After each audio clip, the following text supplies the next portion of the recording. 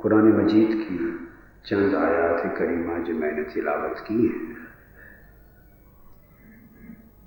یہ تقویٰ کا ایک جامع تصور دے رہی ہے،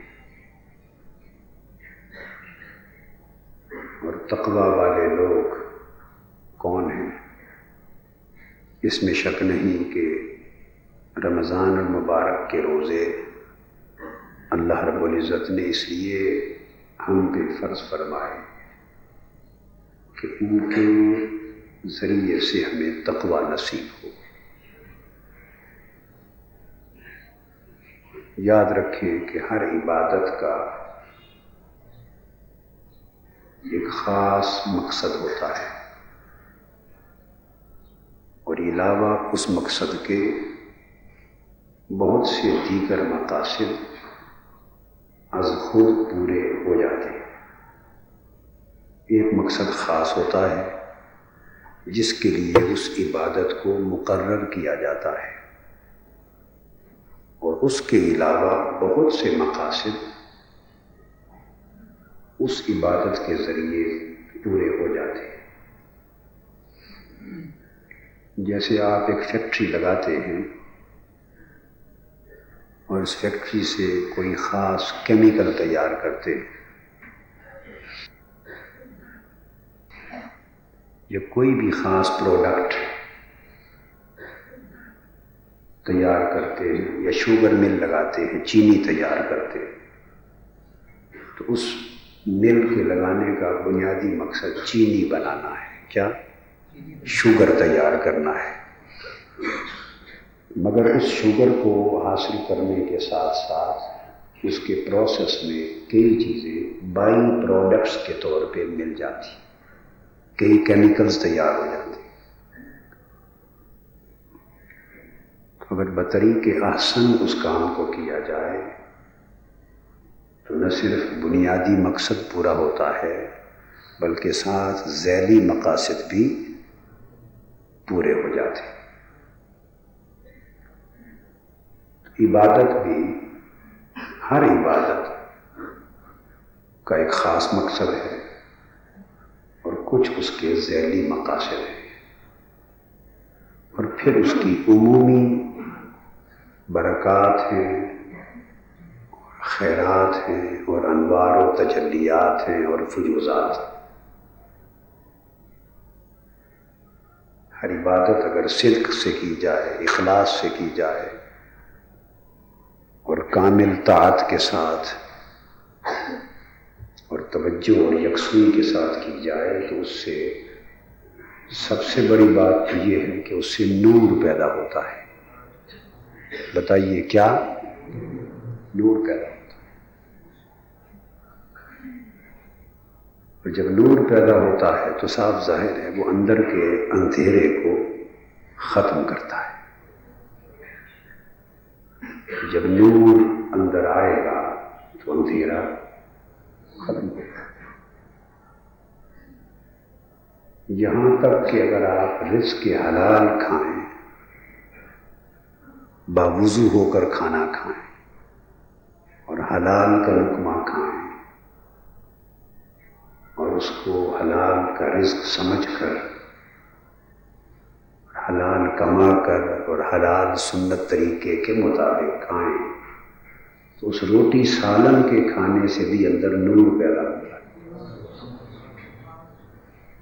خون بھی پیدا ہو رہا ہے، طاقت بھی پیدا ہو رہی ہے، گوشت پوست بھی بن رہا ہے، جسمانی صحت بھی ہو رہی ہے اور ساتھ روٹی سے نور۔ یہ روٹی ہے مگر پیدا کیا کر رہی ہے؟ خون بھی اور نور بھی۔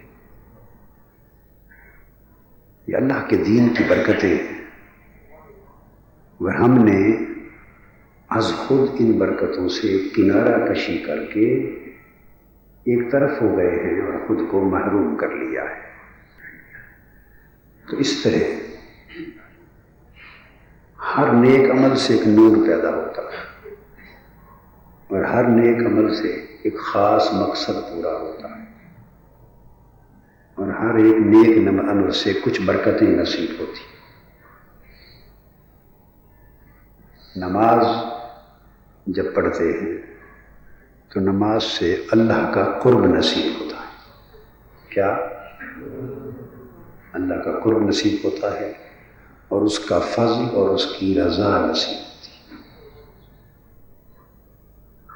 اور نور علاوہ ہے، پھر برکتیں علاوہ ہے، حاجتوں کا نماز کی پھر اور برکات ہے، اس سے حاجات پوری ہوتی ہیں، اس سے اللہ کی مدد نصیب ہوتی ہے۔ یہ سب بائی پروڈکٹس ہیں، کیا ہیں؟ مگر اصل مقصد یہ ہے کہ اللہ کا قرب نصیب ہوتا ہے، رضا، قرب، اور یبتغون فضلا من اللہ ورضوانا۔ اسی طرح روزہ ہے۔ ایمان والو تم پر روزے فرض کیے، کتب علیکم الصیام کما کتب علی الذین من قبلکم۔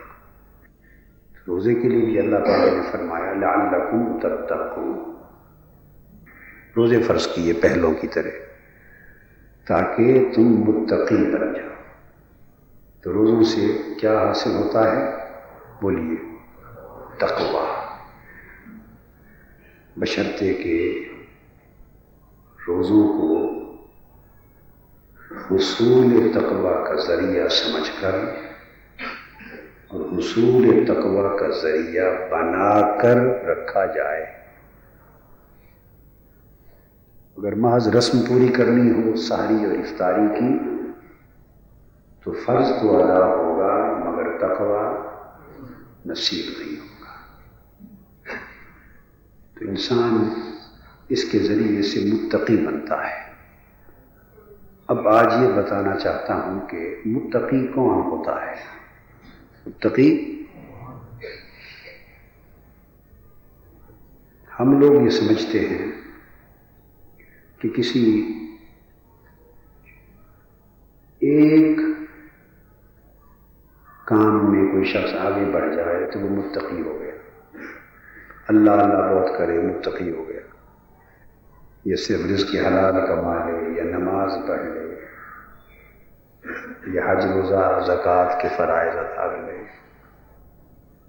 متقی ہو گیا۔ نہیں، متقی کا ایک تو عمومی معنی ہے کہ جس کے اندر خدا کا خوف اور پرہیزگاری آ جائے وہ متقی ہے۔ لیکن پھر یہ بات طلب رہ جاتی ہے، اس کا تعین باقی رہ جاتا ہے کہ وہ پرہیزگاری خدا کی جو آ گئی یا خدا کا خوف آ گیا، وہ کب کہا جائے گا کہ یہ پرہیزگاری کا حامل ہے یا اس کے اندر خوف خدا آ گیا ہے یا یہ متقی ہو گیا ہے یا صاحب تقوی ہو گیا ہے۔ تو انسان کی وہ کون سی حالت ہے جس کے حاصل ہو جانے سے اسے متقی کہا جا سکے؟ جہاں قرآن مجید نے سورہ آل عمران میں آیت نمبر 133 سے لے کر آیت نمبر 136 تک 4 آیتیں میں نے پڑھی، تلاوت کی، ان میں اللہ پاک نے بیان فرمایا ہے، عملی تصور بیان کیا ہے، عملاً تقویٰ کیا ہے اور عملاً متقی اور پرہیزگار کون لوگ ہیں۔ اللہ پاک نے فرمایا لوگوں دوڑو مغفرت کی طرف، سبحان اللہ، فرمایا لوگوں تیزی کرو، جلدی کرو، دوڑو اللہ کی بخشش کی طرف۔ اس کا مطلب یہ ہے کہ اللہ کی بخشش پکار رہی ہے کہ ہے کوئی میری طرف دوڑ کر آنے والا، وجنہ، اور جنت کی طرف۔ اللہ کی بخشش اور مغفرت بھی بلا رہی ہے، جلدی کرو، اور جنت بھی بلا رہی ہے، جلدی کرو، آؤ، مجھے اچھے مکینوں کی ضرورت ہے۔ جنت کہتی ہے میں ایک اچھا مکان ہوں، میں ایک اچھا مکان ہوں، دوڑ کے آؤ، مجھے اچھے مکینوں کی ضرورت ہے۔ اور بخشش اور مغفرت اللہ کی کہتی ہے میں اللہ کی نعمت ہوں، دوڑ کے آؤ، مجھے اس کے طالبوں کی، حقداروں کی ضرورت ہے۔ اور میں اللہ کی بخشش و مغفرت اور جنت کی طرف دوڑ کے آؤ۔ کون سی جنت؟ فرمایا وہ جنت جس کی چوڑائی اتنی ہے کہ سارے آسمان اور زمین اس جنت کی صرف چوڑائی میں سما جاتے، اس کا عرض اتنا ہے، عرض طول کا، تو فرمایا کہ طول کا تو پھر آپ اندازہ بھی نہیں کر سکتے نا۔ اس لفظ سے، آیت سے یہ بھی معلوم ہوا کہ جنت اسکوائر شیپ میں نہیں ہے بلکہ ریکٹینگولر شیپ میں، مستطیل شکل میں ہے، مربع شکل میں، ورنہ عرض نہ کہا جاتا۔ اس سے پتہ چلا تو جنت کی شیپ کا بھی اندازہ ہو گیا کہ مستطیل شکل میں ہے۔ فرمایا اس کی چوڑائی صرف اتنی ہے کہ ساری زمین اور سارے آسمانوں پر مبنی کائنات اس کی چوڑائی میں سما جاتی، اور یہ تیار کی گئی ہے، اعدت للمتقین، متقین کے لیے تیار کی گئی ہے، پرہیزگاروں کے لیے تیار کی گئی۔ اب اللہ پاک نے پرہیزگاروں کی تعریف کی، ڈیفائن کیا ہے، وضاحت فرمائی ہے۔ تمہیں معلوم ہے متقین اور پرہیزگار لوگ کون ہیں؟ معلوم ہے کون ہیں؟ ہم نے شاید اپنے اپنے پیمانے بنا رکھے، جس کی پگڑی بہت بڑی ہے اور جبہ دستار بہت بڑا ہے، ہم سمجھتے ہیں شاید یہ کوئی بہت بڑا متقی اور پرہیزگار ہے۔ جس کے ہاتھ میں جتنی بڑی تسبیح ہے اور دانے خون زور زور سے گرتے ہیں جس کے، ہم سمجھتے ہیں شاید یہ بہت بڑا پرہیزگار ہے۔ جس کے آنے پر لوگ بہت زیادہ کھڑے ہو جاتے ہیں، نعرے لگا دیتے ہیں،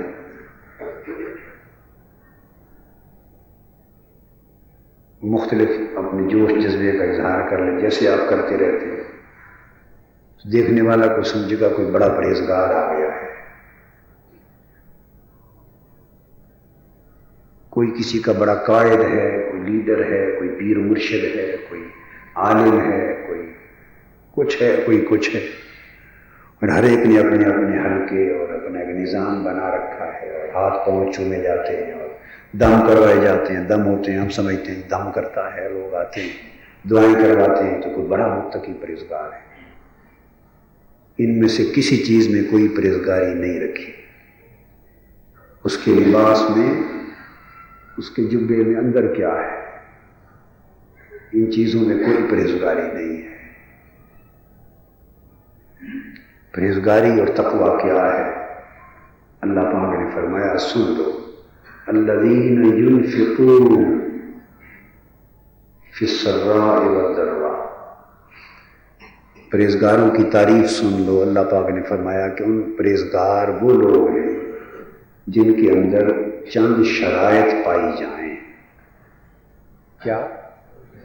چند شرائط پائی جائیں۔ ان میں سب سے پہلی شرط یہ کہ تنگی ہو یا فراخی، رزق، کاروبار، مال و دولت کم ہو یا زیادہ، کاروبار میں خسارہ ہو یا نفع، تنگ دستی کے دن ہوں یا فراخ دستی کے، وہ ہر حال میں اللہ کی راہ میں خرچ کرتے۔ جو لوگ کیا کرتے ہیں؟ خرچ کرتے ہیں۔ یہ پہلی علامت ہے پرہیزگار ہونے کی۔ اگر اسی ایک ہی علامت کو لے لیں تو پتہ نہیں ہم جیسے بہت سو کا پانڈا ہی ٹوٹ جائے۔ پہلی علامت یہ ہے جو فراخی اور تنگی ہر حال میں خرچ کرتے، اور خرچ کرنا مال کی محبت کو پھینک دینا ہے۔ خرچ کرنا، آپ دیکھیں گے، تجربہ کر لیں گے کہ جتنی علامتیں میں نے گنی، یہ اونچے مسندوں کے لوگ، بڑی اونچی کرسیوں پر بیٹھنے والے لوگ، یہ ہمارے جیسے لوگ، یہ بڑے کہلانے والے لوگ، اب میں نام نہیں لیتا، ٹائٹلز نہیں گنواتا، مگر یہ اس طرح کے لوگ وہ خرچ کم کرتے ہیں، خرچ کرنے کو کہتے ہیں پر خود خرچ نہیں کرتے۔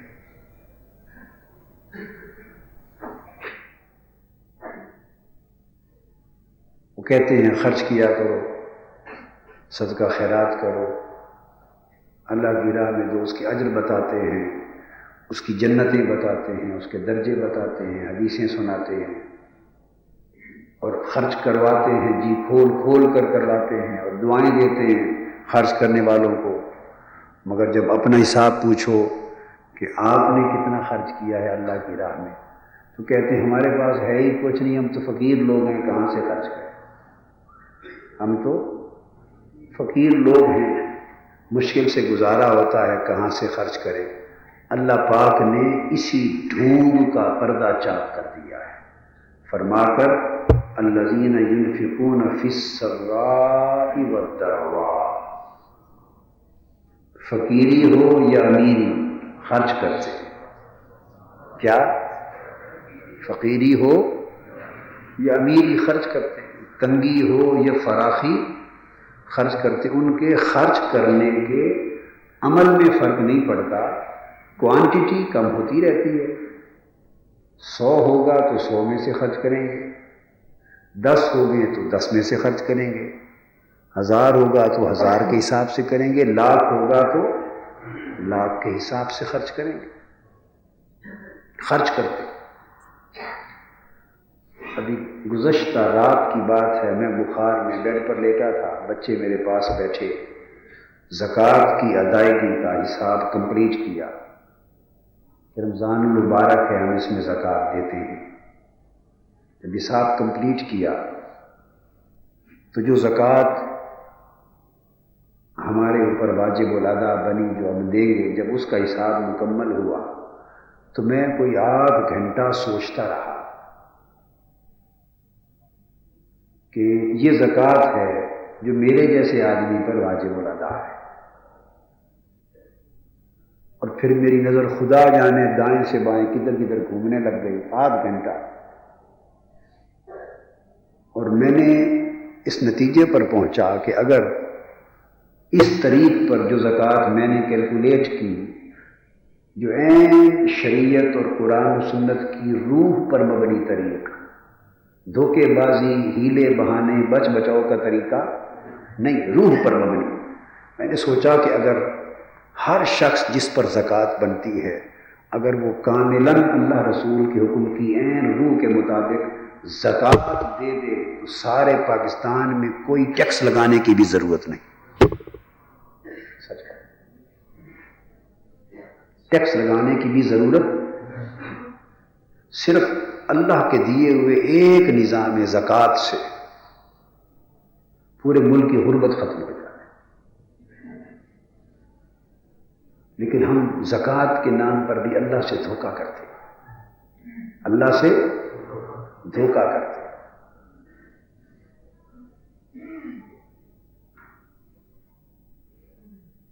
یعنی مال پڑا ہوا ہے نا، پیسہ بینک میں، اگر 5 لاکھ روپے یا 10 لاکھ پڑا ہے، کسی کا کروڑ پڑا ہوگا، کسی کا 2 کروڑ، کسی کا لاکھ، اس پر تو سال گزر جائے تو وہ تو کہتے ہیں پیسہ پڑا اس پہ زکوٰۃ ہوگی۔ لوگ کیا کرتے ہیں، اس کی جائیداد خرید کے رکھیں، اگر وہ کرائے پر چڑھا دی جائیداد تو پھر کرائے سے زکوٰۃ، کرائے پر زکوٰۃ دیتے ہیں، اگر نہ آ رہا ہو کرایہ تو کہتے ہیں کہ وہ زمین پڑی اس سے حاصل تو ہو کچھ نہیں رہا، تو زکوٰۃ تو پیسے پر ہوتی ہے، تو خالی زمین اور جائیداد پڑی۔ وہی پیسہ اگر کیش میں تھا تو زکوٰۃ تھی، بچاؤ کے لیے جائیداد خرید لی تو اب زکوٰۃ کیوں نہیں ہوگی؟ یہ ہیلے بنا رکھے۔ خدا بندہ یہ تیرے سادہ دل بندے کدھر جائیں کہ درویشی بھی عیاری ہے، سلطانی بھی عیاری ہے۔ ہم عیاری کرتے ہیں، مکاری کرتے ہیں۔ اگر زکوٰۃ کو صحابہ کرام کی عمل کی روح کے مطابق ناپ تول کر کے اللہ رسول کے حکم کی روح کے مطابق دیا جائے، اور نظام یہ ہو کہ جس نے سیدنا صدیق اکبر نے فرمایا تھا رضی اللہ تعالیٰ عنہ کہ یہ حضور علیہ السلام کے دور میں ایک اونٹ کی نکیل یا رسی برابر بھی زکوٰۃ دیتا تھا، اور اب نہیں دے گا تو میں اس کے خلاف جہاد کروں گا۔ جو زکوٰۃ جو پورا حق شریعت کا بنے، جو وہ ادا نہ کرے اس کے خلاف جہاد کروں گا۔ یہ پکڑ لینا، اریسٹ کر لینا، اندر کر دینا، جائیدادیں ضبط کر لینا، یہ تو سزا ہی کچھ نہیں، اس کے خلاف جہاد ہے جو زکوٰۃ کا انکاری ہوگا، جو زکوٰۃ کا انکاری ہوگا۔ کبھی وقت آیا تحریک منہاج القرآن کا تو آپ کو بتائیں گے کہ زکوٰۃ سے کتنی دولت قوم کو ملتی ہے انشاءاللہ۔ جہاد تو آگے کی بات ہے، صرف سارے مالدار لوگوں کو شریعت کی کسوٹی دے دی جائے، اس کے مطابق زکوٰۃ دو، نہیں تو سب کچھ ضبط، سب کچھ یہ اللہ کا معاملہ ہے۔ لوگ حل پوچھتے ہیں، اتنا بڑا بحران ہے، اس کا حل کیا ہے؟ بھلا بددھیانت لوگ نہیں کوئی حل کر سکتے ہیں؟ جی بڑے حل پڑے ہوئے ہیں، کوئی حل کرنے والا ہو، حل بہت سارے حل کرنے والا۔ تو فرمایا کہ متقین کی پہلی علامت اللہ پاک نے فرمایا مال خرچ کرے، اس گانٹھ کو کھولا ہے، اور یہ دنیا داروں کا قصہ نہیں، دیندار بھی اسی میں، یہ دنیا پرستی اسی طرح ہر ایک کے دل کو اپنی لپیٹ میں لیے۔ فرمایا تنگی فراخی ہر حال میں مال خرچ کرتے، مال خرچ کرتے۔ جس شخص کے پاس اپنی یوں سمجھ لیں کہ اپنی رہائش کا گھر، گاڑیاں وغیرہ، یا رہائش کا گھر یا ایک یا دو چھوڑ کر، یا اپنی سواریاں وغیرہ ضروریات کی یہ چیزیں جن کو شریعت نے مستثنا کیا چھوڑ کر، بقایا جس شخص کے پاس کل چیزیں 40 لاکھ کی مالیت کی ہیں، کم و بیش اس پر ₹1,00,000 زکوٰۃ ہے. جس کی جائیداد اور جس کے ایسٹس ₹1,00,000 40 لاکھ کے بن جاتے ہیں اس پر بولیے $1,00,000 زکوٰۃ ہے. اور جس کے 40,000 کے ہیں اس پر ₹1,000 زکوٰۃ ہے. اب ٹھکانے آیا دماغ؟ جی کتنے ہیں جو 40,000 پر بھی 1,000 زکوٰۃ دیتے ہیں؟ دیتے ہیں، بہانے بناتے ہیں جی مقروض ہیں، قرض ہے. کون مقروض نہیں ہے؟ میں مقروض ہوں، آج بھی مقروض ہوں.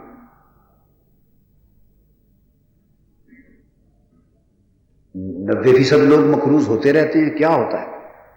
یہ وہ قرض تھوڑے ہیں جو آقا علیہ السلام کے زمانے میں یا غربت کے حالات میں بعض لوگوں کے آئے روز روٹی دال پانی اور کپڑا پہننے کے لیے قرض اٹھایا جاتا ہے، گزر اوقات نہیں ہوتا.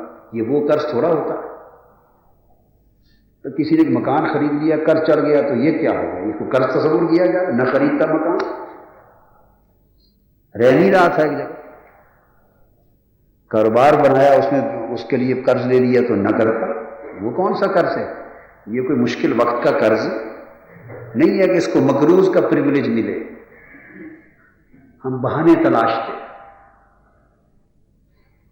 میں امریکہ میں تھا، خواتین کو نیو جرسی میں خطاب کر رہا تھا. خواتین کو یعنی ملاقات تھی، نشست تھی. اس میں ایک خاتون، اس نے بڑے خاصے فیشن کی طرح سے بال کاٹے ہوئے تھے. وہ مجھے بار بار پوچھتی تھی جی قربانی جن لوگوں پر قرض ہو تو ان پر تو قربانی واجب نہیں ہے نا. بار بار سوال. میں اس کو یہی سمجھاتا تھا بی بی آج کل آپ لوگوں کا، آپ تو ہر کوئی 5 گھر ہیں اور سارے قرض کے ساتھ لے رکھے ہیں، مورگیج ہے بینک سے، تو ان کو قرض نہیں کہتے. یہ تو آپ جائیدادیں دنیا مال دولت بنانے کے لیے فیسلٹی لے رہے ہیں. یہ فیسلٹی ہے، قرض نہیں ہے. وہ کہتے نہیں جی ادا جو کرنا ہے تو ہوا تو قرض. وہ ایک بکرے سے جان چھڑانا چاہتی تھی. کتنے سے؟ میں نے تنگ آ کر اس بی بی سے پوچھا بی بی بکرا کتنے کا آتا ہے؟ $250-300 کا بتا رہے ہیں بکرا آ جاتا ہے. امریکن ڈالر میں 100-150 کا بھی آ جاتا ہے. میں نے پوچھا بی بی یہ بکرا کتنے کا آ جاتا ہے؟ عورتیں بولی، انہوں نے کہا جی $100-150 کا آ جاتا ہے. ذرا سنیے میری بات. کیا 100-150؟ یہ تنگ آ کے بولا میں نے. $100-150 کا آ جاتا ہے. تو میں نے کہا آپ مجھے ایمان سے بتائیں کہ یہ جو کٹنگ کرواتی ہیں آپ اپنے بالوں کی جو کروائی ہوئی ہے اس کی فیس کیا ہے؟ وہ تو نہیں بولی. دوسری عورتیں فوراً بولی کہ یہ $100-150 کے ساتھ کٹنگ ہوتی ہے. میں نے کہا شرم سے ڈوب مرنا چاہیے. اسے کیا کہا جائے؟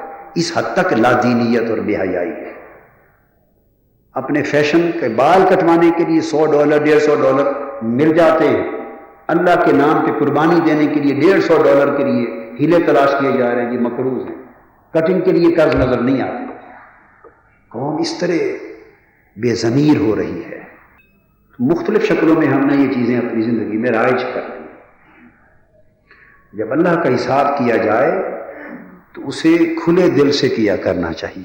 کیا نہ بنتا ہو تب بھی دے دیں. ہم کیا سوچتے ہیں بنتا ہو تب بھی کوئی راستہ نہ دینے کا نکل آئے. چاہیے یہ کہ نہ بنتا ہو تب بھی دے دیں، زیادہ دیں. کیوں کہ جب آپ بے حساب کر کے دیں گے تو وہ بھی بے حساب کر کے بدلہ دے گا.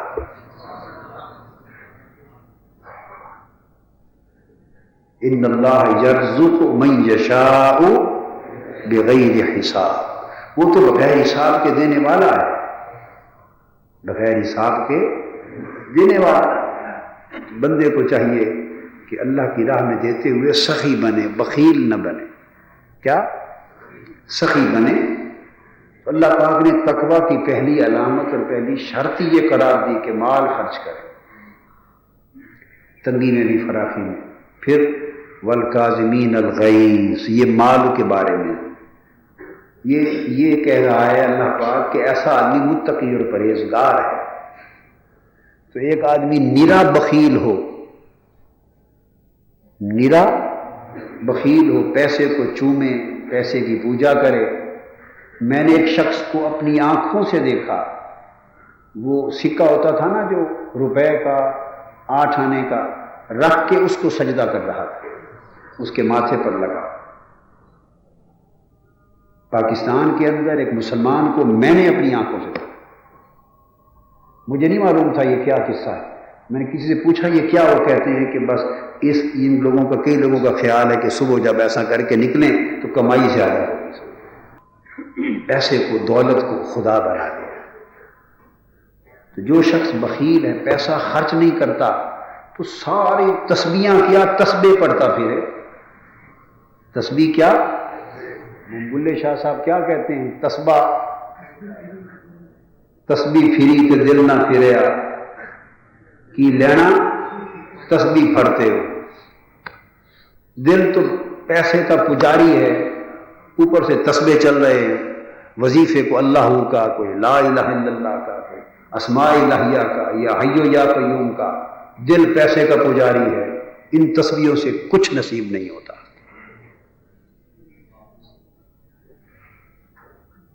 والکاظمین الغیظ،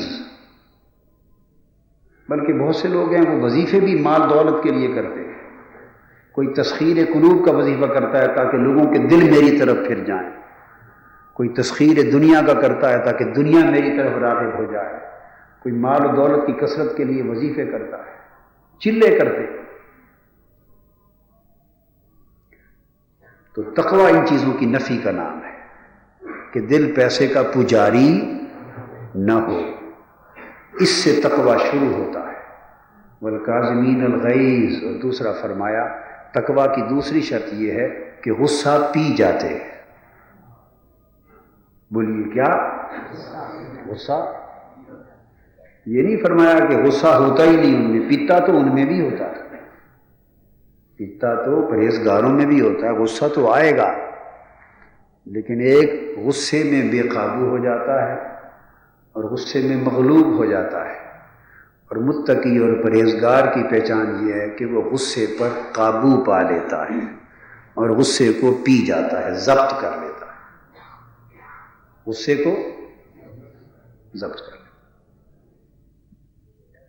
اور جو اب یہ بھی فقیری کی علامت ہے کہ جی وہ بڑے جلالی ہیں، جی وہ ان سے بات کرو تو بڑے پھکڑ نکالتے، آنکھیں سرخ کر لی، پھر پھکڑ نکالے، پھر گالیاں نکالی، کسی کا کچھ نہ چھوڑا، اور یہ سب کرامت ہے،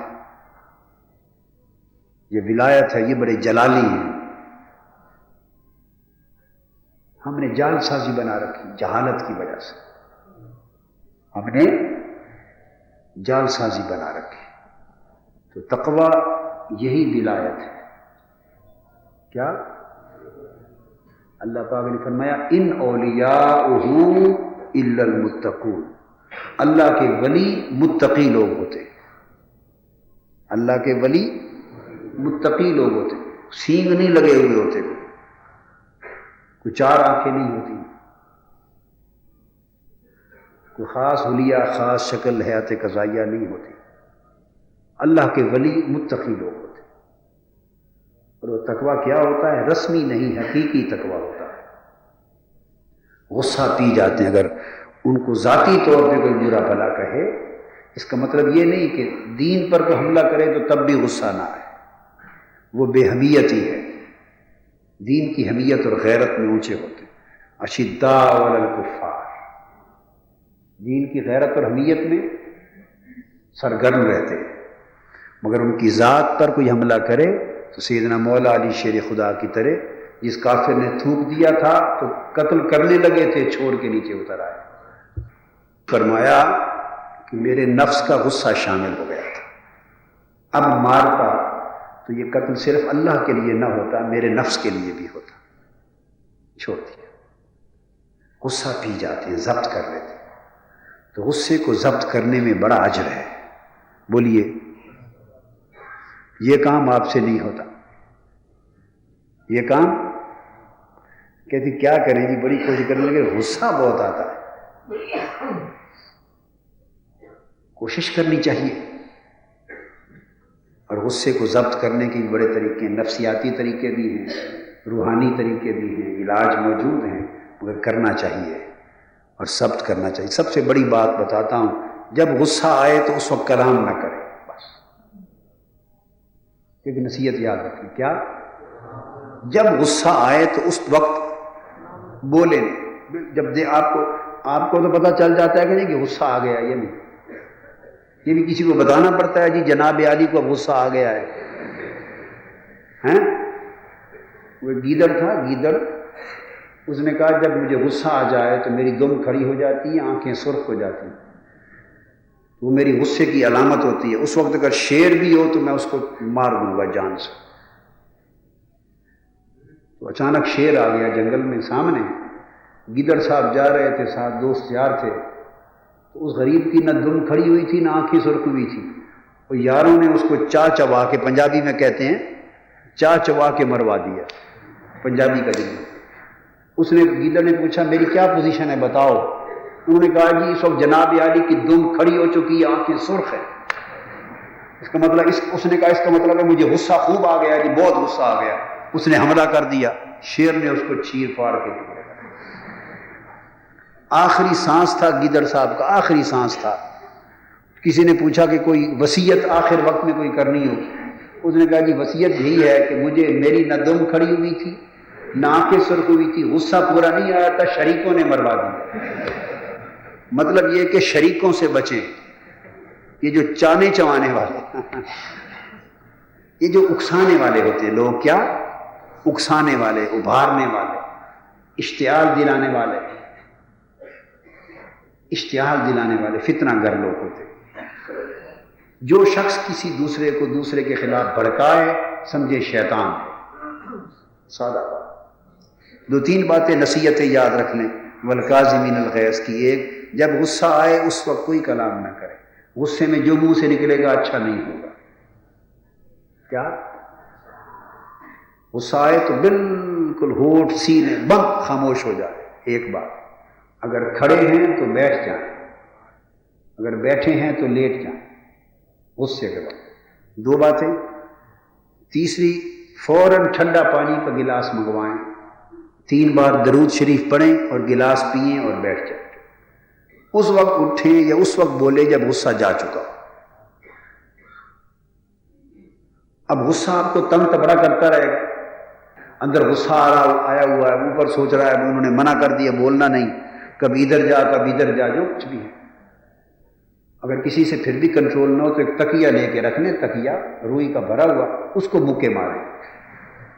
یہ سائیکولوجیکل ٹریٹمنٹ ہے، یہ مذاق نہیں ہے، یہ علاج ہے. غصہ اگر آئے اور نکالنے کو جی کرے اور میراج دین کے پاس آدمی کوئی نہ ہو نکالنے کے لیے، تو تکیے کو گھسون مارے، مکے مارے، اے خوب اتنے مارے زور زور سے اور غصہ بڑھائے تاکہ پورا غصہ نکل جائے. بس بولنا کچھ نہیں. یہ میں آپ کو سادہ سے 2-3 علاج بتا دیے. اور درود پاک پڑھیں اور ٹھنڈا پانی پئیں اور بیٹھ جائیں، کلام نہ کریں. مشق کرتے رہیں 1 سال 6 مہینے 2 سال ایک عرصہ، رفتہ رفتہ انشاءاللہ ضبط کی مشق ہو جائے گی. کیا؟ ضبط کی مشق ہو جائے گی. پھر کچھ بھی نہیں کرنا پڑے گا، اپنے آپ ہی غصہ پینے کا طریقہ آ جائے گا. غصہ پی لیں گے. اور جس شخص، سمجھ لیں، جس شخص نے اپنے غصے پر قابو پا لیا اس نے نفس کے آدھے شر پر قابو پا لیا. جس نے اپنے غصے کو پی لیا اور پینا سیکھ لیا، اس نے نفس کے آدھے شر سے پناہ لے لی. حضور علیہ السلام نے پوچھا صحابہ کرام سے پہلوان کون ہوتا ہے؟ آج کے حضور جو کشتی میں گرا دے سب کو. فرمایا نہیں، وہ پہلوان نہیں. پہلوان وہ ہے جسے غصہ آئے اور وہ پی جائے، یعنی اس نے نفس کو گرا دیا. غصہ پینے کا مطلب کیا ہے کہ اس نے، تو پہلوان وہ ہے جو نفس کو لتاڑ دے. والکاظمین الغیظ، غصہ پی جا. غصے سے ذہن منفی ہو جاتا ہے، سوچ مثبت اور اچھی اور پاکیزہ نہیں رہتی. اور پھر والعافین عن الناس، تیسری شرط اور تیسری علامت، اور لوگوں کو معاف کر دیتے ہیں. لوگوں کو بولیے معاف کر دیتے ہیں. یعنی اگر کسی نے زیادتی کی، جتنی بھی کی، جو ہی اس نے زبان سے کہا غلطی ہو گئی معاف کر دیں، بس اس کا جملہ ختم نہ ہو تو معاف کر دیں. اگر کسی نے زیادتی کی اور اس نے معافی مانگ لی تو معاف کر دیں. معاف کرنے میں سخی ہوتے ہیں اللہ والے لوگ، یہ متقی کی علامت ہے. معاف کرنے میں جو ہی کوئی معافی مانگے کیا کوئی معاف کر. ہماری میں ایک معاف کرنے کا ہمارا بھی طریقہ ہے. ہم زبان سے کہہ دیتے ہیں معاف کر دیا اور ساری زندگی بغض اندر لے کے پھرتے رہتے ہیں. کرتے ہیں کہ نہیں؟ معافی کوئی 10 بار کہلوا لے ہمارے منہ سے، معاف کر دیتا ہو، معاف کر دیتا جا جان چھڑ مگر لے معاف کر دیتا. ہم یہ معاف کرتے ہیں اس طریقے کا. اس طرح کرتے ہیں کہ نہیں؟ یہ کوئی معاف کرنا نہیں. زبان سے کہہ دیا معاف کر دیا اور دل میں بغض بھی رہا، کینہ بھی رہا، کلام بھی نہ کیا، مخالفت بھی رہی، جب موقع آیا ڈس بھی لیا، بدلہ بھی لیا، انتقام بھی لیا، تو یہ معاف کرنا نہیں ہے، یہ دھوکہ بازی ہے، دجل اور فریب ہے اور مکاری ہے، گناہ، دوہرا گناہ ہے. اور یاد رکھیں کہ جب خطا کار، غلطی کرنے والا اگر آپ سے معافی مانگ لے تو خطا کار وہ تھا، گناہ گار وہ تھا، اس کو سزا ملنی تھی. جب اس نے آپ سے معافی مانگ لی اور آپ نے معاف نہ کیا، اس کا گناہ مٹ گیا، آپ پر گناہ چڑھ گیا. کیونکہ وہ تو یہی کچھ کر سکتا تھا نا کہ اس نے غلطی پر توبہ کر لی، نادم ہو گیا اور معافی مانگ لی. اب معاف کرنا ذمہ داری بن جاتی، معاف کر دینا چاہیے. اس لیے کہ غصہ جو ہے یا رنج اور ملال، یہ دل کے اوپر کالے قسم کے دھبے ہوتے ہیں، سیاہی کے دھبے ہوتے ہیں، اچھے دھبے نہیں ہوتے. یہ داغ اچھے داغ، تو دل کی تختی پر غصہ، رنج، ملال، اس کے دھبوں کا ہونا اس کے نور کو، اس کی صفائی کو دھندلا دیتا ہے، خراب کر دیتا ہے. اور جب کوئی معاف کرتا ہے تو آدمی معاف تو اس کو کرتا ہے لیکن اپنے دل کو صاف کر دیتا ہے. اس کو معاف کرتا ہے اور اپنے دل کو صاف کر دیتا ہے. والعافین عن الناس، لوگوں کو معاف کر دینے والے. یہ اونچے لوگوں کی بات ہے کہ فوری معاف کر دیتے، اور یہ متقی ہے. کتنی علامتیں ہوئی؟ 3. اور چوتھی علامت واللہ یحب المحسنین، اور اللہ احسان کرنے والوں سے تو پھر پیار ہی کرتا ہے. تو آپ سوچیں گے معاف تو کر دیا تو پھر احسان کیا ہوا؟ تو احسان اس سے اگلا قدم ہے. کسی نے معافی مانگی تو معاف کر دیا، یہ تیسری علامت تھی. اور کسی نے معافی نہ مانگی، از خود ہی دل سے معاف کر دیا، یہ احسان چوتھی علامت.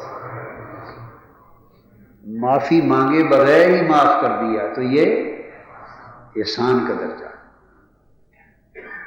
کسی نے غلطی کی، معافی مانگی، معاف کر دیا، یہ ایک مقام تھا. اور واللہ یحب المحسنین، یہ کہ معاف بھی کر دیا اور اس کے ساتھ پھر حسن سلوک اسی طرح پھر شروع کر دیا جو پہلے ہوتا تھا، یہ احسان کا درجہ. یہ اس کے ساتھ پھر حسن سلوک بھی کرے، بھلائی بھی کرے، اچھائی بھی کرے، ہر ممکن نیکی بھی کرے. ہمارے لوگوں کی عام حالت یہ ہے کہ ہم ایک طرف معاف کرتے ہیں، ایک طرف اس کے ساتھ بھلائی اور اچھائی کرتے ہوئے ہمارا دل بھی تنگ ہوتا ہے. جب بھلائی اور اچھائی کرنے لگتے ہیں تو پھر اس کی برائی بھی یاد آ جاتی ہے. پھر کبھی کہتے ہیں یہ وہی ہے جس نے فلاں موقع پر یہ کیا تھا، یہ وہی ہے جس نے فلاں موقع پر یہ کیا تھا، پھر میں نے اس بے ایمان کو میں نے معاف بھی کر دیا، مگر اس خبیث نے پھر مجھے ڈسا، پھر میں نے معاف کر دیا، تو پھر اس نے مجھے، یہ وہی آدمی ہے، یہ کتے کی وہ دم ہے. ہم یہ باتیں کرتے ہیں کہ نہیں کرتے؟ ساری زندگی سناتے رہتے ہیں.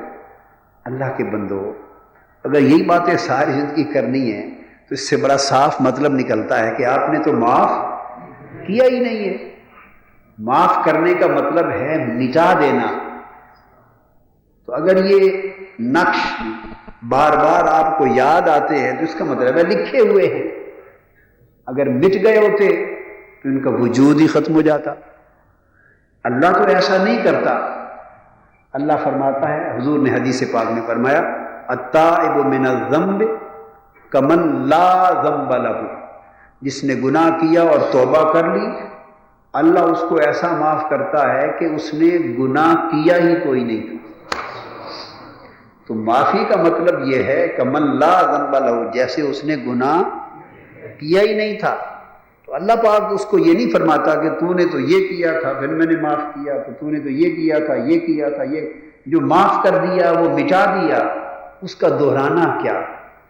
واللہ یحب المحسنین، فرمایا معاف کر دینے کے بعد اس سے نیکی اور بلائی اس طرح کرو جیسے اس نے زندگی میں کبھی کوئی زیادتی آپ سے کی ہی نہیں تھی۔ اگر آپ اس کی زیادتی کو ایک طرف معاف کر دیں اور ایک طرف بھلا نہ سکیں، اس کا مطلب ہے آپ اس کے ساتھ احسان کبھی نہیں کر سکتے۔ حضور علیہ السلام نے صحابہ کرام سے فرمایا کہ رشتہ دار ہوں یا اعزا اقارب تعلق والے لوگ، ان سے احسان کیا کرو، صلہ رحمی کیا کرو، بھلائی کیا کرو۔ انہوں نے عرض کیا یا رسول اللہ، ایک صحابی نے، میں تو رشتہ داروں سے بھلائی کرتا ہوں لیکن وہ میرے ساتھ زیادتی کرتے ہیں، میں پھر بھلائی کرتا ہوں جس سے بھی وہ زیادتی کرتا ہے، تو جب وہ میرے ساتھ زیادتی کرتا ہے پھر میں کیسے بھلائی کروں اس کے ساتھ؟ آقا علیہ السلام نے فرمایا اگر وہ بھی تیرے ساتھ بھلائی کرے، تو بھی بھلائی کرے، وہ بھی بھلائی کرے، پھر تو بھلائی کرے، وہ بھی بھلائی کرے، تو یہ تو عدلے کا بدلہ ہو گیا۔ تیری بھی بھلائی اس کی بھی بھلائی، تو یہ عدلے کا بدلہ ہوا، عدلہ بدلہ، یہ تو احسان نہ ہوا۔ احسان یہ ہے کہ تو بھلائی کرے، وہ برائی کرے، پھر تو بھلائی جاری رکھے۔ تو بھلائی کرے اور وہ برائی کرے اور تو اس کی برائی کو دیکھے بغیر پھر بھلائی جاری رکھے، تو اس کو احسان کہتے ہیں۔ بولیے نا پاکستان والوں، لاہور والوں، مشکل کام ہے نا؟ تسبیح پکڑنا آسان کام ہے، داڑھی رکھ لینا آسان کام، ٹوپی پہن لینا آسان کام۔ وہ جی قادری صاحب جب جمعراتیں جگوا لیں، اعتکاف پہ بلوا لیں، اللہ اللہ کروا لیں، وظیفے کروا لیں، لیکن یہ بڑے سخت طریقے ہیں۔ جو زیادتی کرے تو اس کی زیادتی بھی نہ دیکھیں اور پھر اچھائی اور برائی، نیکی اور احسان جاری رکھوں، تو پھر اس کو ثواب تو نہیں چکھایا نا میں تو اس کو ثواب نہ چکھائیں تو پھر مزہ نہیں آتا۔ اس کو پتہ تو چلنا چاہیے نا کسی کے ساتھ زیادتی کی تھی، کوئی ٹکرا تھا۔ بولیے یہی سوچ ہے نا؟ ان سوچوں نے ہمیں برباد کر دیا۔ یہ کیسی بربادی؟ انہوں نے زنجیروں سے ہمیں جکڑ لیا ہے، ہم قیدی بن گئے ہیں ان سوچوں کے، ہم قیدی بن گئے ہیں اور مردان آزاد نہیں رہے۔ اگر یہ زنجیر نہ ہو، قیدی نہ ہو اور مردان آزاد ہوں تو پھر روحانیت کی فضائیں اور ہوائیں ہم اڑتے پھریں۔ اللہ سبحان۔ اگر ہم قیدی نہ ہوں، فلاں نے یہ کیا، فلاں نے یہ کیا، فلاں نے یہ کہا، فلاں نے یہ کہا، یہ ایسا ہے، یہ ویسا ہے، ہم ان سوچوں نے ہمیں جکڑ لیا ہے زنجیروں میں، تو ہم قیدی ہو گئے ہیں، زنجیر میں آ گئے۔ اگر یہ زنجیریں کٹ جائیں، ہم آزاد ہوں، تو پھر یہ پرندہ اس قفس سے نکلے تو پھر روحانیت کی فضاؤں میں اڑتا پھرے اور جہاں تک اس کا جی چاہے پرواز کرے، روکنے والا بھی کوئی نہ ہو۔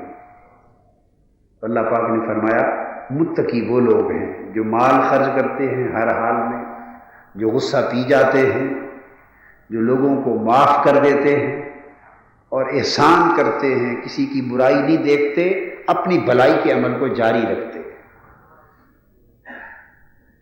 تو اللہ رب العزت نے یہ 4 خوبیوں پر مشتمل کردار کو تقوی کا نام دیا اور 4 خوبیوں کے حامل افراد کو متقین اور پرہیزگار کہا۔ اس کے آگے بھی اور بیان ہے، مگر اتنی 4 باتیں بھی اگر یاد رہ جائیں، اور آج کا یہ پیغام اور نصیحت ان 4 چیزوں کا اگر حفظ ہو جائے اور اس پر عمل شروع ہو جائے تو میں سمجھتا ہوں کہ زندگی میں انقلاب آ گیا. مصطفی انقلاب زندگیوں سے شروع ہو گیا یا نہیں؟ تو اس جمعہ کا ماہ رمضان مبارک کا پہلا جمعہ ہے. آج سے ان 4 خوبیوں کا اللہ کا نام لے کر آغاز کریں، کوشش کریں. کیا بولیے؟ سبق یاد کر لیں. 1، مال خرچ کریں اللہ کی راہ میں، تنگی ہو یا فراخی اللہ کی راہ میں خرچ کریں اور سخی بنیں. کیا؟ بخیلی کے زنجیر توڑ دیں. بولیے، بخل کے زنجیر توڑ دیں آج سے. دوسرا، والکاظمین الغیظ، غصہ پی جانا سیکھ لیں. غصہ پی جائیں. اب یہ نہیں کہ شام کو جا کے خوب جوس پئیں اور ڈرنک پئیں، دودھ پئیں، کہتے ہیں جی غصہ تو پیا جائے گا یا نہیں، جوس تو پیتے ہیں آج تو. غصے کو جوس بنا لیں، پی لیں، نچوڑ دیں اور پی جائیں، ختم کر لیں.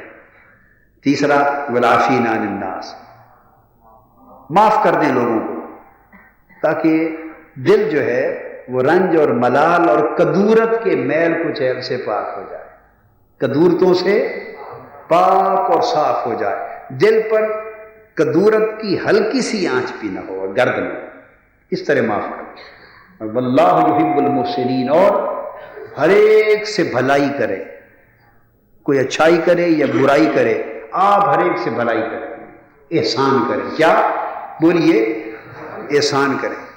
بہت سے لوگ عدل کے درجے تک تو آ جاتے ہیں، یہ بات بڑی اہم ہے. عدل کے درجے تک تو پہنچ جاتے ہیں مگر احسان کے مرتبے تک نہیں جاتے. اور تقویٰ احسان سے شروع ہوتا ہے. جب عدل سے آگے گزرتا ہے آدمی احسان کے دائرے میں، تب تقویٰ شروع ہوتا ہے اور یہاں سے ولایت کا آغاز ہوتا ہے.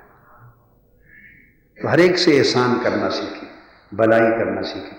جب آپ ہر ایک پر احسان کریں گے، اللہ پاک آپ پر احسان فرمائے گا. اگر آپ ہر ایک سے صرف عدل کریں گے، احسان نہیں، تو اس کا مطلب ہے اللہ بھی آپ سے عدل کرے گا.